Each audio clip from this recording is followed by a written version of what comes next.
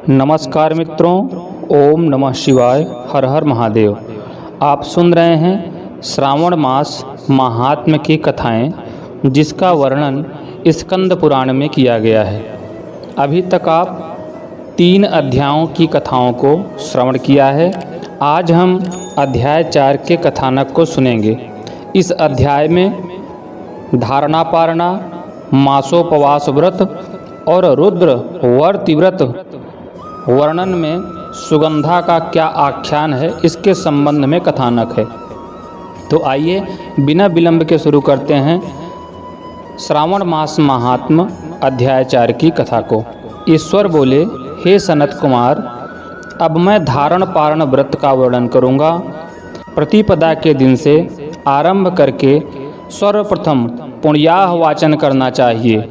इसके बाद मेरी प्रसन्नता के लिए धारण पारण व्रत का संकल्प करना चाहिए। एक दिन धारण व्रत करें और दूसरे दिन पारण व्रत करें। धारण में उपवास तथा पारण में भोजन होता है। श्रावण मास के समाप्त होने पर सबसे पहले पुण्याह वाचन कराना चाहिए। इसके बाद हेमानद, आचार्य तथा अन्य ब्राह्मणों का वर्ण करना चाहिए। तत्पश्चात पार्वती तथा शिव की स्वर्ण निर्मित प्रतिमा को जल से भरे हुए कुंभ पर स्थापित कर रात में भक्ति पूर्वक पूजन करना चाहिए तथा पुराण श्रवण आदि के साथ रात भर जागरण करना चाहिए। प्रातःकाल अग्नि स्थापन करके विधि पूर्वक होम करना चाहिए। त्र्यंबक इस मंत्र से तिल मिश्रित भात की आहुति डालनी चाहिए। उसी प्रकार शिव गायत्री मंत्र से घृत मिश्रित भात की आहुति डालें और पुनः खड़ाक्षर मंत्र से खीर की आहुति प्रदान करें। तदंतर पूर्णाहुति देकर होम शेष का समापन करना चाहिए। इसके बाद में ब्राह्मणों को भोजन कराना चाहिए तथा साथ ही आचार्य की पूजा करनी चाहिए। हे महाभाग, इस प्रकार से उद्यापन संपन्न करके मनुष्य ब्रह्म हत्या आदि पातकों से मुक्त हो जाता है। इसमें कोई संदेह ही नहीं है। अतएव इस महाव्रत को अवश्य करना चाहिए। हे मुने, अब श्रावण मास में मास उपवास की विधि को आदर पूर्वक सुनिए। प्रतिपदा के दिन प्रातःकाल इस व्रत का संकल्प करें। स्त्री हो या पुरुष, मन तथा इंद्रियों को नियंत्रित करके इस व्रत को करें। अमावस्या तिथि को लोक कल्याण करने वाले वृषध्वज शंकर की अर्चना पूजा षोडश उपचारों से करें। तदंतर अपनी सामर्थ्य के अनुसार वस्त्र तथा अलंकार आदि से ब्राह्मणों का पूजन करें, उन्हें भोजन कराएं तथा प्रणाम करके विदा करें। इस प्रकार से किया गया मास उपवास व्रत मेरी प्रसन्नता कराने वाला होता है। हे सनत कुमार, मनुष्यों को सभी सिद्धियां प्रदान करने वाले लक्ष्य संख्या परिमित रुद्रवर्ती व्रत के विधान को सावधान होकर सुनिए। अत्यंत आदर पूर्वक कपास के 11 तंतुओं से बत्तियां बनानी चाहिए। वे रुद्रवर्ती नाम वाली बत्तियां मुझे अत्यंत प्रसन्न करने वाली हैं। मैं श्रावण मास में भक्ति पूर्वक देवों के देव गौरीपति महादेव का इन 1 लक्ष संख्या वाली बत्तियों से नीराजन करूंगा। इस प्रकार श्रावण मास के प्रथम दिन विधि पूर्वक संकल्प करके महीने भर प्रतिदिन शिव जी का पूजन कर 1000 बत्तियों से नीराजन करें और अंतिम दिन 71,000 बत्तियों से नीराजन करें, अथवा प्रतिदिन 3000 बत्तियां आदर पूर्वक अर्पण करें और अंतिम दिन 13,000 बत्तियां समर्पित करें, अथवा एक ही दिन में सभी 1 लाख बत्तियों को मेरे समक्ष जलाएं। प्रचुर मात्रा में घृत में भिगोई जो स्निग्ध बत्तियां होती हैं, वे मुझे प्रिय हैं। तत्पश्चात मुझ विश्वेश्वर का पूजन करके कथा श्रवण करें। सनत कुमार बोले, हे देवदेव, हे जगन्नाथ, हे जगदानंद कारक, कृपा करके आप मुझे इस व्रत का प्रभाव बताएं। हे प्रभो, इस व्रत को सर्वप्रथम किसने किया तथा इसके उद्यापन में क्या विधि होती है? ईश्वर बोले, हे ब्रह्मपुत्र, व्रतों में उत्तम इस रुद्रवर्ती व्रत के विषय में सावधान होकर सुनिए। यह व्रत महापुण्यप्रद, सभी उपद्रवों का नाश करने वाला, प्रीति तथा सौभाग्य देने वाला, पुत्र पौत्र समृद्धि प्रदान करने वाला, व्रत करने वाले के प्रति शंकर जी की प्रीति उत्पन्न करने वाला तथा परम पद शिवलोक को देने वाला है। तीनों लोकों में इस रुद्रवर्ती के समान कोई उत्तम व्रत नहीं है। इस संबंध में लोग यह प्राचीन दृष्टांत देते हैं। क्षिप्रा नदी के रम्य तट पर उज्जैनी नामक सुंदर नगरी थी। उस नगरी में सुगंधा नामक एक परम सुंदरी वीरांगना थी। उसने अपने पास संसर्ग के लिए अत्यंत दुसह शुल्क निश्चित किया था। 100 स्वर्ण मुद्रा देकर संसर्ग करने की शर्त रखी थी। उस सुगंधा ने युवकों तथा ब्राह्मणों को भ्रष्ट कर दिया था।